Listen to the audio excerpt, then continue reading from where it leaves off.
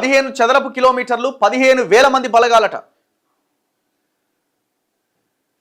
దండకారణ్యంలో చివరి దశకు operation Kagar. Maoist అగ్రనేతల అష్టదిగ్బంధనం. లొంగిపోయేందుకు కొందరి ప్రయత్నం అట. మొత్తం కుమ్మి పడేసినారండి, అంటే కమ్మేసిరు మొత్తం ఒక రకంగా.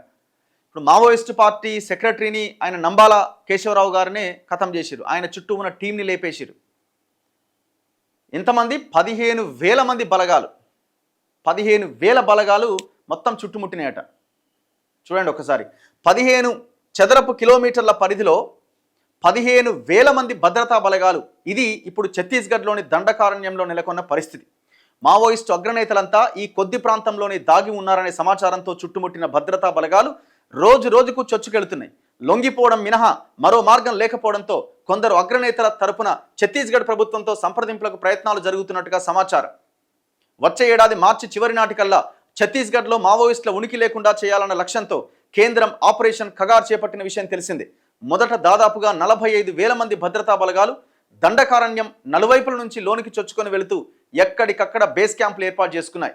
వీటి చుట్టుపక్కల ప్రాంతాన్ని తమ ఆధీనంలోకి తెచ్చుకున్నాయి.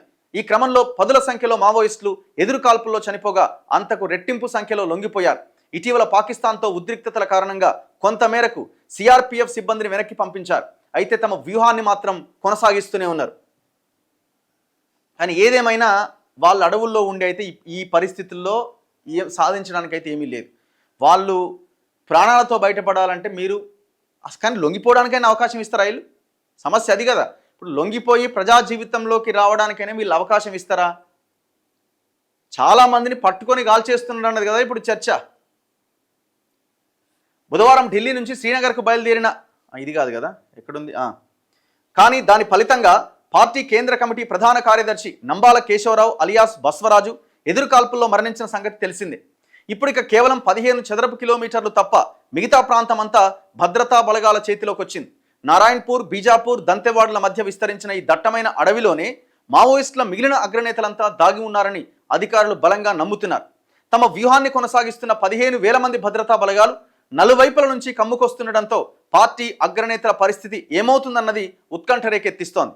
మావోయిస్టులను పూర్తి స్థాయిలో రూపుమాపాలన్న లక్ష్యంతో చొచ్చుకెళ్తున్న కేంద్ర బలగాలకు మిగిలిన ఈ 15 చదరపు కిలోమీటర్లను స్వాధీనంలోకి తెచ్చుకోవడానికి ఎక్కువ రోజులు పట్టకపోవచ్చన్నది ఉన్నతాధికారుల అంచనా.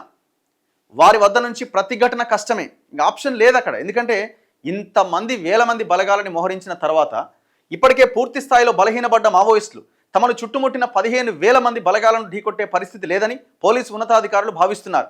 లొంగిపోవడం మినహా వారికి మరో మార్గమే లేదని కేంద్రం ఇదివరకే ప్రకటించింది. ప్రస్తుత పరిస్థితుల్లో ప్రాణాలు నిలుపుకోవాలంటే లొంగిపోవడం ఒక్కటే పార్టీ నేతలకు మిగిలిన ప్రత్యామ్నాయం. మరి మీరు చెప్పండి, వాళ్ళు ప్రాణాలు నిలుపుకుంటారు, ఒకటే ప్రత్యామ్నాయం అని నేను రాసిడు. ఆడ అసలు లొంగిపోయే అవకాశం ఉందా? ఎవరో కొంతమందిని ఇది మరింత మేమేదో హింసని ప్రేరేపిస్తున్నామనే అనుమానం రాకుండా ఉండడానికి కొంతమందిని లొంగుబాటు కింద చూపిస్తున్నారు. అందరినీ లొంగిపోయేలా చేస్తున్నారా? దాదాపు 4.5 దశాబ్దాలుగా పోరాటం చేస్తున్న అగ్రనేతలు ఈ దశలో లొంగిపోతారా అన్నది అనుమానమే. వీరిలో ఒకరిద్దరి తరపున లొంగుబాటు కోసం ఛత్తీస్గఢ్ ప్రభుత్వంతో సంప్రదింపులకు ప్రయత్నాలు జరుగుతున్నాయి.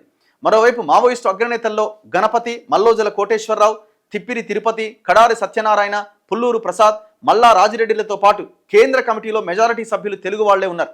దాంతో ఛత్తీస్గఢ్ పరిస్థితులను తెలంగాణ నిఘా విభాగం ఎప్పటికప్పుడు అధ్యయనం చేస్తున్నది.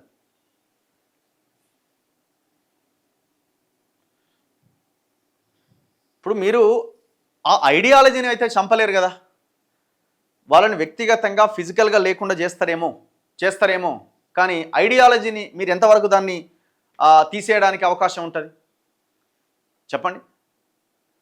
ఈ దేశాన్ని ముంచిన దొంగలని, బ్యాంకులను ముంచిన దొంగలని వాళ్ళకి మాత్రం క్షమాభిక్షలు ఉంటాయి. వాళ్ళని ఆర్థిక నేరగాళ్ళు విదేశాలకు పారిపోతారు, దేశానికి ద్రోహం చేస్తారు, విదేశాలకు పారిపోతారు, అవసరమైతే దేశంలోనే ఉంటారు, పార్లమెంట్లోనే కూర్చుంటారు, వాళ్ళకి ఎలాంటి శిక్షలు ఉండవు.